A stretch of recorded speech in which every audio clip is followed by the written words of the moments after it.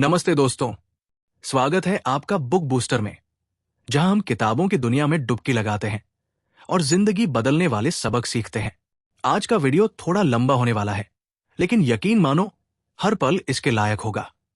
आज की किताब है man's search for meaning. Victor Frankl की किताब है, जो उनकी नाजी कंसंट्रेशन कैंप की जिंदगी और अर्थ की खोज की कहानी है। मैं इसे 3 हिस्सों में बांटूंगा। पहला भाग, विक्टर फ्रैंकल की जिंदगी, कंसंट्रेशन कैंप में उनके शुरुआती अनुभव और वहां की भयानक हकीकत। दूसरा भाग, कैंप में जिंदगी के सबक, लोगोस थेरेपी की शुरुआत और अर्थ की खोज का आधार। तीसरा भाग, कैंप से रिहाई, लोगोस थेरेपी का विकास और हम सब के लिए पैगाम, साथ में एक प्रेरणादायक निष्कर्ष। यह किताब इतनी गहरी है कि हम इसे 3 हिस्सों में बांटकर बात करेंगे, क्योंकि हिस्सों में बात करने से हर सबक आपके दिल और दिमाग में गहरे उतरता है। तो तैयार हो जाइए, अपनी कॉफी या चाय पकड़ो और चलो इस इमोशनल और प्रेरणादायक सफर को शुरू करते हैं। भाग 1, विक्टर फ्रैंकल और कंसंट्रेशन कैंप की शुरुआत। विक्टर फ्रैंकल, एक आम इंसान का असामान्य सफर। सब लोग पहले मिलते हैं हमारे नायक से, विक्टर फ्रैंकल। विक्टर कोई सुपर हीरो नहीं थे दोस्तों, वो एक आम इंसान थे, जैसे आप और मैं। 1905 में ऑस्ट्रिया के वियना में उनका जन्म हुआ। वियना उस वक्त एक खूबसूरत शहर था, कला, संगीत और बुद्धिजीवियों का गढ़। विक्टर एक स्मार्ट बच्चा था। उसे किताबें पढ़ना, सोचना और सवाल पूछना पसंद था। वो हमेशा सोचता, जिंदगी का मतलब क्या है, हम यहां क्यों हैं? ये सवाल उसे बचपन से परेशान करते थे। बड़े होने पर विक्टर ने मनोविज्ञान की पढ़ाई शुरू की।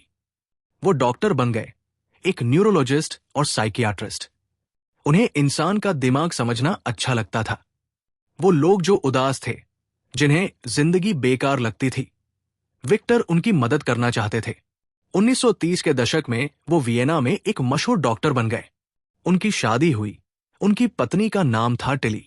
वो दोनों एक दूसरे से बहुत प्यार करते थे। विक्टर का एक छोटा सा क्लिनिक था, जहां वो मरीजों से बात करते, उनकी कहानियां सुनते। उनकी जिंदगी अच्छी थी, सपने थे, उम्मीदें थी। लेकिन दोस्तों, जिंदगी हमेशा वैसी नहीं रहती जैसी हम चाहते हैं। 1930 के दशक में यूरोप में एक तूफान उठ रहा था, नाजी पार्टी का तूफान।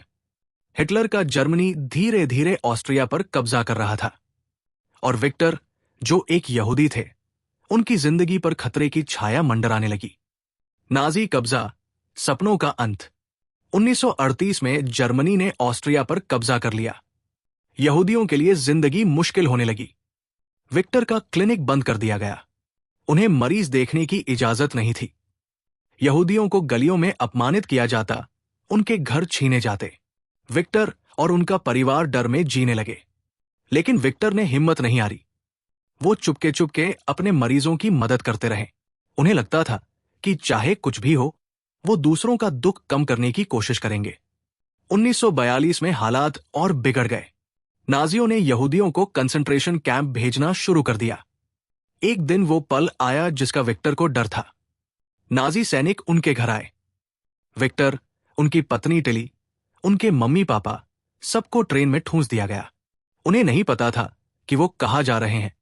वो सिर्फ इतना जानते थे कि उनकी जिंदगी अब पहले जैसी नहीं होगी। विक्टर को उनकी पत्नी से अलग कर दिया गया। उन्हें एक कैंप में भेजा गया, थेरेसियनस्टैट। फिर वहां से और कैंप्स में, ऑशविट्ज, डखाउ और बावेरिया के कैंप्स। ये वो जगह थी जहां इंसानियत मर चुकी थी। लेकिन दोस्तों, यहीं से विक्टर की कहानी शुरू होती है। एक ऐसी कहानी जो हमें सिखाती है कि सबसे अंधेरी रात में भी उम्मीद की किरण ढूंढी जा सकती है। कंसंट्रेशन कैंप, नर्क की हकीकत। कंसंट्रेशन कैंप में पहुंचते ही विक्टर की दुनिया उजड़ गई। सोचो जरा, एक इंसान जो डॉक्टर था, जिसके पास घर था, परिवार था, सपने थे, उससे सब कुछ छीन लिया गया। कैंप में पहुंचते ही उनका सिर मुंडवाया गया, उनके कपड़े छीन लिए गए और उन्हें एक पतला सा यूनिफॉर्म दिया गया, जो ठंड में कोई काम नहीं करता था। उनका नाम छीन लिया गया। वो अब सिर्फ एक नंबर थे। विक्टर फ्रैंकल अब प्रिजन नंबर 119104 थे। कैंप का माहौल नर्क से कम नहीं था। वहां भूख थी, ठंड थी, डर था। लोग सुबह से रात तक काम करते, पत्थर ढोते, खाई खोदते, और वो भी बिना ढंग के खाने के। नाश्ते में एक पतला सा सूप, दोपहर में रोटी का छोटा सा टुकड़ा जो चूहों से बचाना पड़ता था, रात को सोने के लिए एक लकड़ी का बंक जहां कई लोग एक साथ ठूंसे रहते, और हर पल डर, क्योंकि नाजी गार्ड्स किसी को भी मार सकते थे। कोई गलती नहीं चाहिए थी, बस उनका मूड खराब हो और तुम खत्म। विक्टर ने देखा कि कैंप में लोग दो तरह के थे। कुछ लोग टूट गए, वो भूख, दर्द और डर से हार मान लेते थे। वो खाली आंखों से इधर उधर देखते और धीरे धीरे उनकी जिंदगी खत्म हो जाती। लेकिन कुछ लोग थे जो हार नहीं माने। वो भूखे थे, ठंड में कांप रहे थे, लेकिन उनकी आंखों में एक चमक थी। विक्टर सोचता, ये लोग जिंदा क्यों हैं? इनके पास क्या है जो बाकियों के पास नहीं? और यहीं से उसे जवाब मिलना शुरू हुआ। कैंप में पहला सबक, उम्मीद की ताकत। कैंप में विक्टर ने एक चीज देखी, जो लोग जिंदा रहते थे उनके पास कुछ न कुछ था जिसके लिए वो जीना चाहते थे। कोई अपनी पत्नी को फिर से देखना चाहता था, कोई अपने बच्चों के लिए जिंदा रहना चाहता था, कोई एक कहानी लिखना चाहता था। विक्टर ने सोचा, ये लोग भूख और दर्द से कैसे लड़ रहे हैं? जवाब था उम्मीद। उनके पास एक मकसद था। विक्टर को अपनी पत्नी टिली की याद आती थी। वो नहीं जानता था कि टिली जिंदा है या नहीं, लेकिन वो हर रात उनकी तस्वीर अपने दिमाग में बनाता। वो कल्पना करता कि वो टिली से फिर मिलेगा, उसे गले लगाएगा और साथ में हंसेगा। ये ख्याल उसे जिंदा रखता था।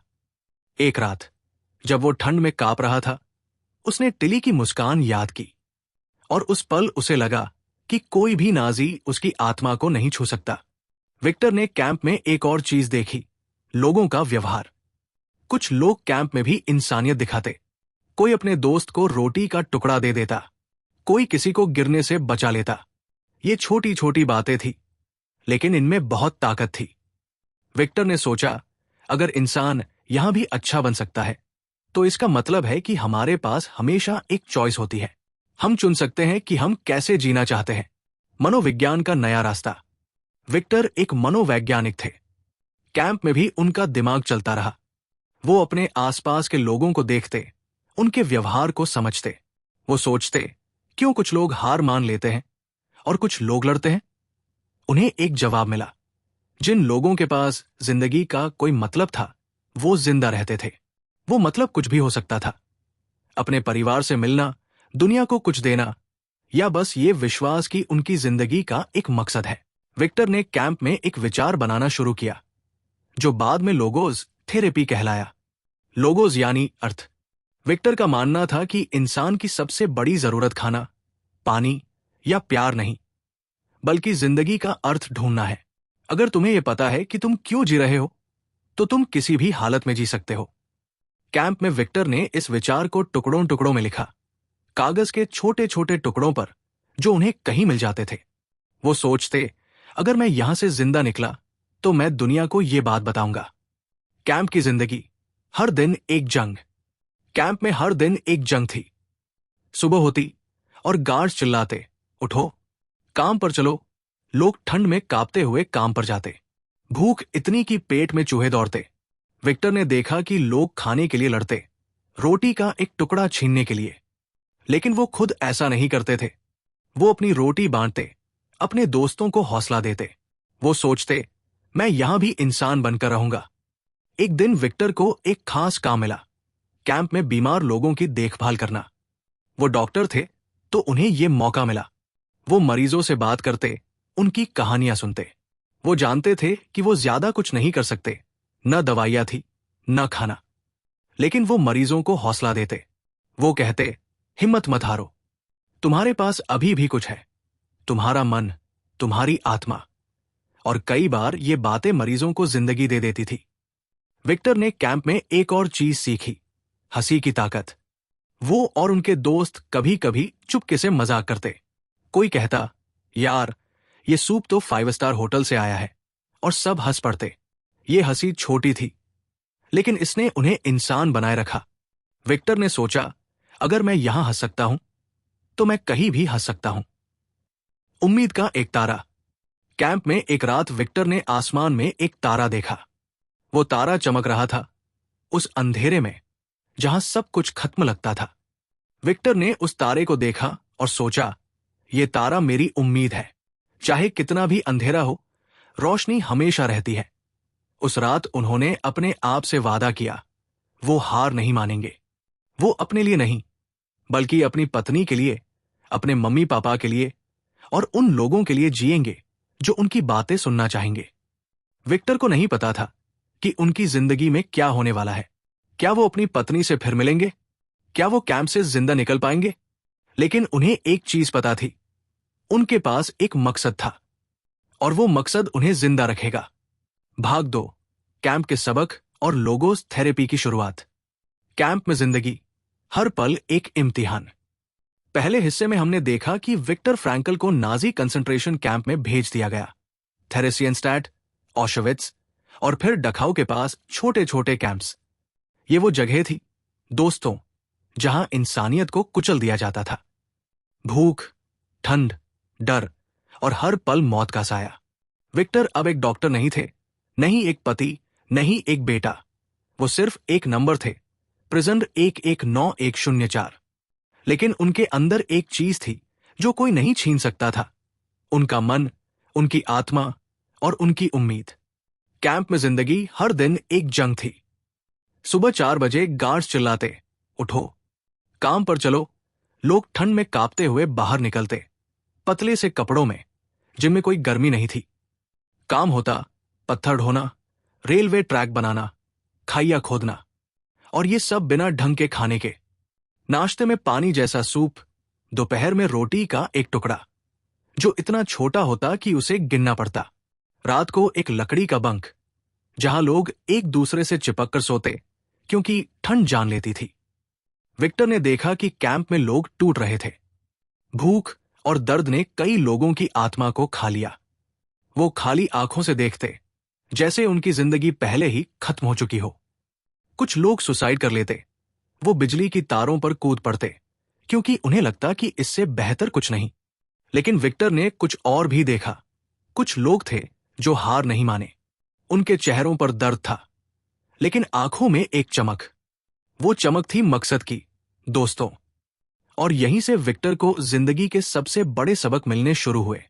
सबक 1, मकसद की ताकत। विक्टर एक मनोवैज्ञानिक थे। भले ही कैंप में वो एक कैदी थे, लेकिन उनका दिमाग हमेशा चलता रहता था। वो अपने आसपास के लोगों को देखते, उनके व्यवहार को समझते। उन्हें एक सवाल परेशान करता, क्यों कुछ लोग जिंदा रहते हैं और कुछ हार मान लेते हैं? जवाब धीरे धीरे साफ होने लगा।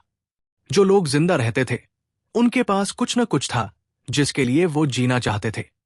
कोई अपनी पत्नी से फिर मिलने का सपना देखता, कोई अपने बच्चों को बड़ा होते देखना चाहता, कोई एक किताब लिखना चाहता। विक्टर ने खुद को देखा। उन्हें अपनी पत्नी टिली की याद आती थी। वो नहीं जानते थे कि टिली जिंदा है या नहीं, लेकिन वो हर रात उनकी तस्वीर अपने दिमाग में बनाते। वो सोचते, मैं टिली से फिर मिलूंगा, हम साथ में हंसेंगे। ये ख्याल उन्हें जिंदा रखता था। एक दिन विक्टर को एक कैदी ने बताया कि वो अपने बेटे के लिए जी रहा है। उसका बेटा कहीं और कैंप में था और वो विश्वास करता था कि वो उससे फिर मिलेगा। विक्टर ने देखा कि वो कैदी भूखा था, थका था, लेकिन वो हार नहीं माना। विक्टर ने सोचा, ये मकसद है, ये वो चीज है जो हमें जिंदा रखती है। उन्होंने नीत्शे का एक कथन याद किया, जिसके पास जीने का कारण है, वो किसी भी हाल में जी सकता है। विक्टर ने कैंप में अपने लिए भी एक मकसद ढूंढा। वो सोचते, अगर मैं यहां से जिंदा निकला तो मैं दुनिया को बताऊंगा कि इंसान कितना मजबूत हो सकता है। मैं अपनी किताब पूरी करूंगा। मैं लोगों को सिखाऊंगा कि जिंदगी का मतलब कैसे ढूंढें। ये मकसद उनकी ताकत बन गया। जब भूख उन्हें मार रही होती, जब ठंड उनकी हड्डियां जमा रही होती, तब वो अपने मकसद को याद करते और वो आगे बढ़ते। सबक 2, चॉइस की आजादी। कैंप में विक्टर ने एक और बड़ा सबक सीखा। हमारे पास हमेशा एक चॉइस होती है। कैंप में सब कुछ छीन लिया जाता था, कपड़े, नाम, परिवार, लेकिन एक चीज थी जो कोई नहीं छीन सकता था, मन की आजादी। विक्टर ने देखा कि लोग कैंप में अलग अलग तरह से बिहेव करते थे। कुछ लोग गार्ड्स की तरह क्रूर हो जाते, वो अपने ही साथी कैदियों पर गुस्सा निकालते। कुछ लोग टूट जाते और जिंदगी छोड़ देते। लेकिन कुछ लोग थे जो इंसानियत दिखाते। विक्टर ने एक कैदी को देखा जो अपनी रोटी का आधा टुकड़ा अपने दोस्त को दे देता। वो भूखा रहता, लेकिन वो मुस्कुराता। विक्टर ने एक और कैदी को देखा जो रात को दूसरों को कहानियां सुनाता ताकि वो थोड़ा हंस सके। ये छोटी छोटी बातें थी, लेकिन इनमें बहुत ताकत थी। विक्टर ने सोचा, यहां जहां सब कुछ खत्म लगता है, लोग फिर भी चुन सकते हैं कि वो कैसे बिहेव करेंगे। विक्टर ने खुद भी ये चॉइस बनाई। वो गार्ड से नफरत कर सकते थे, वो अपने आप को कोस सकते थे, लेकिन उन्होंने फैसला किया कि वो इंसान बने रहेंगे।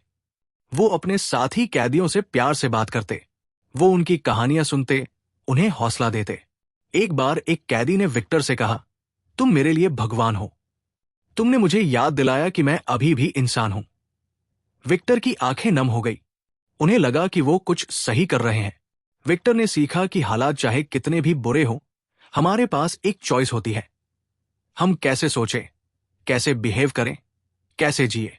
उन्होंने सोचा, नाजी मेरे शरीर को जकड़ सकते हैं, लेकिन मेरे मन को नहीं। मैं चुन सकता हूं कि मैं कैसा इंसान बनना चाहता हूं। सबक 3, दुख की ताकत। कैंप में विक्टर ने दुख को भी गहराई से समझा। कैंप में दुख हर जगह था, हर सांस में, हर कदम में। लोग अपने परिवार को खो रहे थे, अपनी उम्मीद को खो रहे थे। विक्टर ने भी बहुत कुछ खोया। उन्हें नहीं पता था कि उनकी पत्नी टिली, उनके मम्मी पापा या उनका भाई जिंदा है या नहीं। हर दिन ये अनजान दुख उन्हें खा रहा था। लेकिन विक्टर ने दुख को एक नया मतलब दिया। वो सोचते, दुख वो आग है जो हमें मजबूत बनाती है। अगर मैं इस दुख को झेल सकता हूं, तो मैं कुछ भी झेल सकता हूं। विक्टर ने देखा कि जो लोग अपने दुख को मकसद से जोड़ते थे, वो जिंदा रहते थे। एक कैदी ने विक्टर को बताया कि वो अपने बेटे की याद में जी रहा है। उसका बेटा मर चुका था, लेकिन वो सोचता, मैं उसके लिए कुछ अच्छा करूंगा, मैं जिंदा रहूंगा ताकि उसकी याद जिंदा रहे। विक्टर ने सोचा, दुख हमें तोड़ सकता है, लेकिन ये हमें बना भी सकता है। विक्टर ने अपने दुख को भी मकसद से जोड़ा। वो सोचते, मैं ये दुख इसलिए झेल रहा हूं ताकि मैं दुनिया को बता सकूं कि इंसान कितना मजबूत हो सकता है। जब वो रात को ठंड में कांपते, जब भूख उनकी जान ले रही होती, तब वो अपने दुख को याद करते और वो कहते, ये दुख मेरा है, लेकिन मैं इससे बड़ा हूं। लोगोस थेरेपी की शुरुआत। कैंप में विक्टर का दिमाग रुका नहीं। वो एक मनोवैज्ञानिक थे और कैंप उनके लिए एक लैब बन गया। वो अपने और दूसरों के व्यवहार को देखते और एक नया विचार बनाना शुरू किया, जो बाद में लोगोस थेरेपी कहलाया। लोगोस यानी अर्थ। विक्टर का मानना था कि इंसान की सबसे बड़ी जरूरत खाना, पानी या प्यार नहीं, बल्कि जिंदगी का अर्थ ढूंढना है। विक्टर ने देखा कि कैंप में लोग तभी टूटते थे जब उनकी जिंदगी का कोई मतलब नहीं रहता था। जो लोग बिना मकसद के जी रहे थे, वो जल्दी हार मान लेते थे।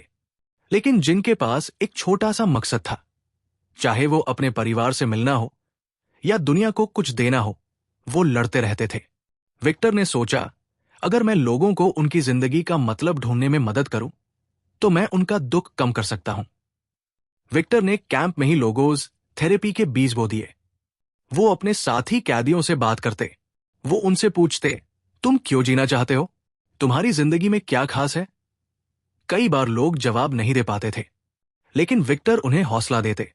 वो कहते, तुम्हारे अंदर कुछ है, वो सपना, वो याद, वो मकसद, उसे ढूंढो। और कई बार ये बातें लोगों को नई जिंदगी दे देती थी।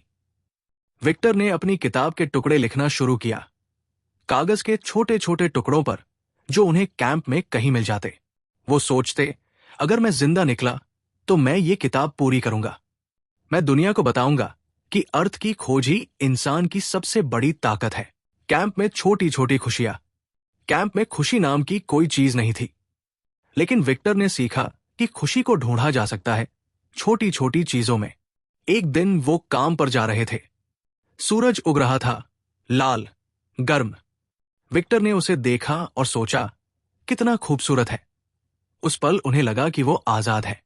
कोई नाजी, कोई कैंप, कोई भूख, उस सूरज को उनसे नहीं छीन सकता था। विक्टर ने अपने दोस्तों के साथ मजाक करना शुरू किया।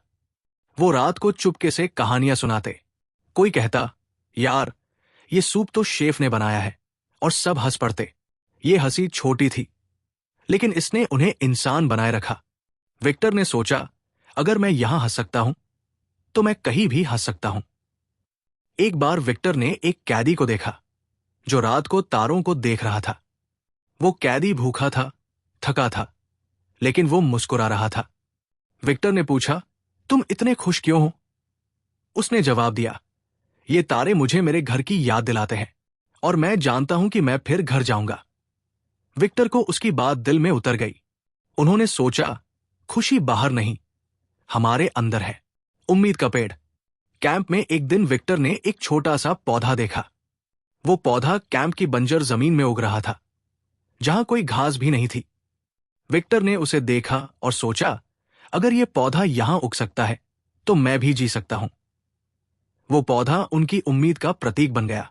वो हर दिन उसे देखते और सोचते, मैं भी उगूंगा, मैं भी जीऊंगा। विक्टर को नहीं पता था कि उनकी जिंदगी में क्या होने वाला है, लेकिन उन्हें एक चीज पता थी, उनके पास एक मकसद था।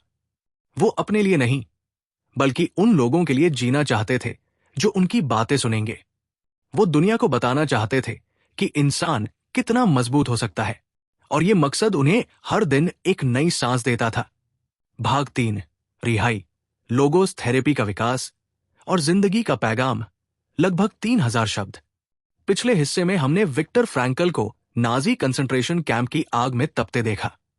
वो जगह थी जहां इंसानियत को कुचल दिया जाता था। भूख, ठंड और हर पल मौत का साया। लेकिन विक्टर ने वहां जिंदगी के सबसे बड़े सबक सीखे। मकसद की ताकत, चॉइस की आजादी और दुख को मकसद में बदलने का हुनर। उन्होंने लोगोस थेरेपी की नींव रखी, ये विश्वास करते हुए कि इंसान की सबसे बड़ी जरूरत है जिंदगी का अर्थ ढूंढना। आज हम इस कहानी को पूरा करेंगे। हम देखेंगे कि विक्टर कैंप से कैसे बाहर आए, कैसे उन्होंने अपने दुख को दुनिया के लिए रोशनी में बदला, और कैसे उनकी बातें आज भी हमें रास्ता दिखाती है।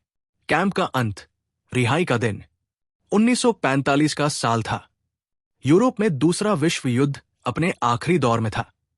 नाजी हार रहे थे और मित्र देशों की सेनाएं कैंप्स को आजाद कर रही थी। विक्टर उस वक्त बावेरिया के एक कैंप में थे, डखाउ के पास एक छोटा सा कैंप। उनका शरीर अब हड्डियों का ढांचा बन चुका था। भूख और बीमारी ने उन्हें कमजोर कर दिया था, लेकिन उनकी आत्मा अभी भी जिंदा थी। वो हर दिन अपने मकसद को याद करते, अपनी पत्नी टिली से मिलना, अपनी किताब पूरी करना और दुनिया को जिंदगी का मतलब सिखाना। एक दिन कैंप में अजीब सी हलचल हुई। गार्ड्स की चिल्लाहट कम हो गई। कुछ कैदी फुसफुसा रहे थे, सेना आ रही है, हम आजाद होने वाले हैं। विक्टर को यकीन नहीं हुआ। इतने सालों के दुख के बाद आजादी, ये सपना लगता था। और फिर वो दिन आया, अप्रैल 1945। अमेरिकी सेना ने कैंप के दरवाजे खोल दिए। गार्ड्स भाग चुके थे, कैदी बाहर निकले, कुछ रो रहे थे, कुछ चुप थे। विक्टर बाहर आए। उन्होंने आसमान को देखा, वो नीला था, आजाद था। उन्होंने गहरी सांस ली और उनके दिल में एक अजीब सा सुकून आया। वो जिंदा थे। लेकिन दोस्तों, आजादी का मतलब सिर्फ कैंप से बाहर आना नहीं था। विक्टर ने देखा कि कई कैदी आजादी को संभाल नहीं पाए। कुछ लोग सदमे में थे, उन्हें समझ नहीं आ रहा था कि अब क्या करें। कुछ लोग गुस्से में थे, वो नाजियों से बदला लेना चाहते थे। विक्टर ने भी अपने दिल में गुस्सा महसूस किया, लेकिन उन्होंने एक चॉइस बनाई। वो नफरत को अपने ऊपर हावी नहीं होने देंगे। वो अपने मकसद की तरफ बढ़ेंगे। दुख का सामना, खोया हुआ सब कुछ। कैंप से बाहर आने के बाद विक्टर वियना लौटे, लेकिन उनकी दुनिया अब वो नहीं थी जो वो छोड़ कर गए थे। वियना बमबारी से तबाह हो चुका था। गलियां खाली थी, लोग भूखे थे। विक्टर अपने पुराने घर गए, लेकिन वो अब किसी और का था। उन्होंने अपनी पत्नी टिली को ढूंढना शुरू किया। हर दिन वो ऑफिस जाते, लिस्ट चेक करते, लोगों से पूछते, लेकिन धीरे धीरे सच सामने आया, टिली जिंदा नहीं थी। वो बर्गन बेल्सन कैंप में मर चुकी थी। विक्टर के मम्मी पापा और भाई भी कैंप्स में मारे गए थे। सोचो जरा, वो इंसान जो सालों तक एक सपने के सहारे जिया, वो सपना टूट गया। विक्टर का दिल टूट गया। वो अकेले थे, न परिवार, न घर, न कुछ। उन्होंने रातें रोते हुए बिताई। उन्हें लगता था कि उनकी जिंदगी का कोई मतलब नहीं बचा। लेकिन फिर वो अपने ही सबक को याद करते। उन्होंने कैंप में सीखा था कि दुख को मकसद में बदला जा सकता है। वो सोचते, टिली मेरे लिए चाहती थी कि मैं जीऊं। मैं उनके लिए, उनके प्यार के लिए जीऊंगा। विक्टर ने फैसला किया कि वो अपने दुख को दुनिया के लिए कुछ अच्छा करने में लगाएंगे। उन्होंने अपनी किताब के उन टुकड़ों को इकट्ठा किया जो वो कैंप में लिखते थे, और फिर उन्होंने लिखना शुरू किया मैन्स सर्च फॉर मीनिंग। ये किताब सिर्फ उनकी कहानी नहीं थी, ये थी हर उस इंसान की कहानी जो दुख में भी उम्मीद ढूंढता है। लोगोस थेरेपी का विकास। विक्टर ने कैंप में जो विचार शुरू किया था, लोगोस थेरेपी, उसे अब दुनिया के सामने लाने का वक्त था। लोगोस यानी अर्थ। विक्टर का मानना था कि इंसान की सबसे बड़ी जरूरत है जिंदगी का मतलब ढूंढना।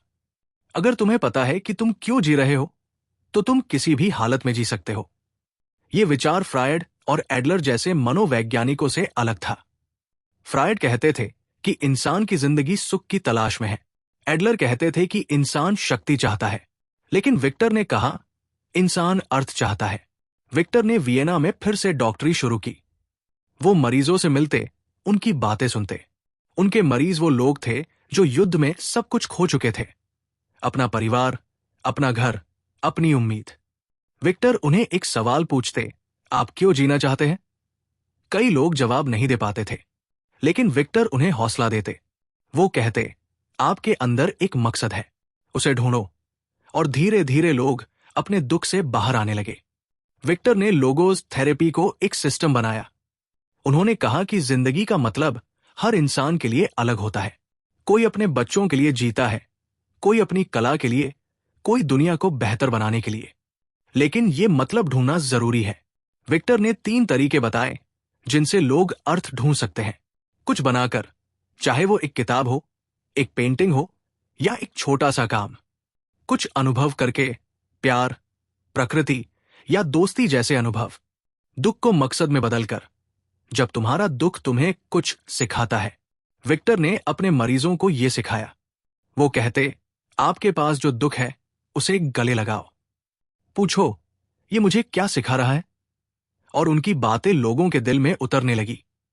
लोगोस थेरेपी सिर्फ एक थ्योरी नहीं थी, ये एक रास्ता थी जो लोगों को उनकी जिंदगी का मतलब ढूंढने में मदद करती थी। विक्टर की नई जिंदगी। विक्टर ने धीरे धीरे अपनी जिंदगी फिर से बनानी शुरू की। वो फिर से वियना में बस गए। उन्होंने एक नया क्लिनिक खोला जहां वो मरीजों की मदद करते। वो यूनिवर्सिटी में पढ़ाने लगे, अपनी बातें दुनिया तक ले गए। 1946 में उनकी किताब मैन्स सर्च फॉर मीनिंग छपी, पहले जर्मन में, फिर अंग्रेजी में। ये किताब दुनिया भर में मशहूर हो गई। लोग इसे पढ़ते और सोचते, अगर विक्टर कैंप में जिंदा रह सकता है तो मैं भी अपने दुख से लड़ सकता हूं। विक्टर ने फिर से शादी की। उनकी दूसरी पत्नी का नाम था एलोनोर। वो एक गर्मजोशी से भरी औरत थी जो विक्टर के मिशन को समझती थी। उनके साथ विक्टर ने एक नया परिवार बनाया। उनकी एक बेटी हुई, गैब्रियल। विक्टर अब सिर्फ एक डॉक्टर नहीं थे, वो एक पिता थे, एक पति थे, और दुनिया के लिए एक प्रेरणा थे। विक्टर ने अपनी जिंदगी का ज्यादातर वक्त लोगों को सिखाने में बिताया। वो दुनिया भर में लेक्चर देने जाते, अमेरिका, ऑस्ट्रेलिया, एशिया। वो कहते, जिंदगी का मतलब हर पल में ढूंढा जा सकता है। चाहे तुम कितने भी दुख में हो, तुम्हारे पास एक मकसद है। उनकी बातें सुनकर लोग अपने दुख को नए सिरे से देखने लगे। वो समझते कि उनका दुख उनकी ताकत बन सकता है। लोगोस थेरेपी का असर। लोगोस थेरेपी सिर्फ विक्टर के मरीजों तक सीमित नहीं रही, ये एक वैश्विक आंदोलन बन गया। मनोवैज्ञानिकों ने इसे अपनाया, स्कूलों में इसे पढ़ाया जाने लगा। लोगोस थेरेपी ने उन लोगों को रास्ता दिखाया जो डिप्रेशन में थे, जिन्हें लगता था कि उनकी जिंदगी का कोई मतलब नहीं। विक्टर ने कहा, जिंदगी आपसे मतलब ढूंढने की उम्मीद करती है। वो आपको जवाब नहीं देगी, वो आपसे सवाल पूछेगी। विक्टर ने अपनी थ्योरी को आसान उदाहरणों से समझाया। वो कहते, एक माँ अपने बच्चे के लिए जीती है। वो भूखी रह सकती है, थक सकती है, लेकिन वो हार नहीं मानती। क्यों? क्योंकि उसका मकसद है। वो कहते, एक कलाकार अपनी पेंटिंग के लिए जीता है। वो गरीब हो सकता है, अकेला हो सकता है, लेकिन वो बनाता रहता है। क्यों? क्योंकि उसका मकसद है। विक्टर की बातें इतनी सादी थी, लेकिन इतनी गहरी कि वो हर किसी के दिल में उतर जाती थी। हम सब के लिए पैगाम। विक्टर फ्रैंकल की कहानी हमें क्या सिखाती है? कि जिंदगी चाहे कितनी भी मुश्किल क्यों न हो, हमारे पास हमेशा एक मकसद होता है।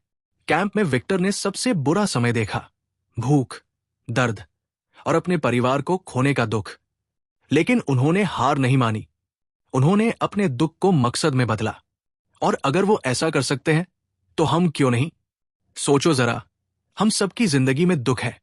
कोई अपने जॉब से परेशान है, कोई रिश्तों से, कोई अपनी सेहत से। लेकिन विक्टर कहते हैं कि दुख का सामना करो। उससे पूछो, तू मुझे क्या सिखा रहा है? हो सकता है कि तुम्हारा दुख तुम्हें मजबूत बनाए। हो सकता है कि वो तुम्हें किसी और की मदद करने की प्रेरणा दे। हो सकता है कि वो तुम्हें तुम्हारा मकसद दिखाए। विक्टर ने हमें सिखाया कि हमारे पास हमेशा एक चॉइस होती है। चाहे हालात कितने भी बुरे हो, हम चुन सकते हैं कि हम कैसे सोचें, कैसे बिहेव करें। कैंप में विक्टर ने चुना कि वो इंसान बने रहेंगे। और हम भी चुन सकते हैं। हम चुन सकते हैं कि हम अपने दुख को नफरत में बदलें, या उसे प्यार में, उम्मीद में, मकसद में। निष्कर्ष, तुम्हारा मकसद तुम्हारा तारा है। विक्टर फ्रैंकल 1997 में इस दुनिया से चले गए, लेकिन उनकी बातें, उनकी किताब, उनकी लोगोस थेरेपी, वो आज भी हमारे साथ है। विक्टर ने हमें सिखाया कि जिंदगी एक सवाल है, और इसका जवाब है तुम्हारा मकसद। वो मकसद बड़ा नहीं होना चाहिए। वो हो सकता है अपने परिवार को खुश देखना। वो हो सकता है एक छोटा सा काम जो दुनिया को बेहतर बनाए। वो हो सकता है बस ये विश्वास कि तुम्हारी जिंदगी का कुछ मतलब है। तो आज एक वादा करो अपने आप से कि तुम अपनी जिंदगी का मतलब ढूंढोगे, कि तुम अपने दुख को गले लगाओगे और उसे अपनी ताकत बनाओगे, कि तुम हर सुबह उठकर पूछोगे, आज मैं क्यों जीना चाहता हूं, और फिर उस जवाब को जियोगे। विक्टर ने कैंप में एक तारा देखा था। वो तारा उनकी उम्मीद था। और तुम्हारा तारा तुम्हारा मकसद है। उसे ढूंढो, उसे पकड़ो और उसे कभी मत छोड़ो। क्या तुम्हारे पास कोई ऐसा मकसद है जो तुम्हें जिंदा रखता है? शायद वो तुम्हारे मम्मी पापा की मुस्कान है। शायद वो तुम्हारा सपना है, एक किताब लिखना, एक गाना गाना, या किसी की मदद करना। वो जो भी हो, उसे पकड़ कर रखो, क्योंकि जब तुम्हारा मकसद तुम्हारे साथ है, तो कोई दुख, कोई अंधेरा तुम्हें रोक नहीं सकता। विक्टर ने कहा था, जिंदगी का मतलब हर पल में बदलता है। कभी वो एक मुस्कान है, कभी एक आंसू, कभी एक सपना। तो आज से शुरू करो। अपनी जिंदगी को एक मकसद दो। अपने दुख को गले लगाओ, अपनी चॉइस को अपनाओ और दुनिया को दिखाओ कि तुम कितने मजबूत हो। क्योंकि तुम वो इंसान हो जिसके पास एक मकसद है, और वो मकसद तुम्हें हमेशा रास्ता दिखाएगा। हाय दोस्तों, क्या सफर था ये, है ना? मैन सर्च फॉर मीनिंग की कहानी ने हमें विक्टर फ्रैंकल के उस हौसले को दिखाया जिसने सबसे अंधेरे कंसंट्रेशन कैंप में भी उम्मीद की रोशनी जलाई। हमने देखा कि कैसे उन्होंने भूख, दर्द और दुख को गले लगाया और अपनी जिंदगी का मतलब ढूंढकर दुनिया को लोगोस थेरेपी जैसा तोहफा दिया। ये कहानी सिर्फ विक्टर की नहीं, ये हम सबकी कहानी है। हर बार जब तुम्हें लगे कि जिंदगी मुश्किल हो रही है, याद रखो, तुम्हारे अंदर एक तारा है, तुम्हारा मकसद है, जो तुम्हें रास्ता दिखाएगा।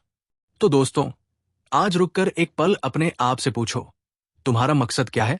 शायद वो तुम्हारे परिवार की हंसी है, शायद वो तुम्हारा कोई सपना, या शायद बस ये विश्वास कि तुम हर दिन को बेहतर बना सकते हो। जो भी हो, उसे पकड़ कर रखो और उसे जियो, पूरे दिल से, पूरी हिम्मत से। क्योंकि जैसे विक्टर ने कहा था, जब तुम्हारे पास जीने का कारण हो, तो तुम किसी भी हाल में जी सकते हो।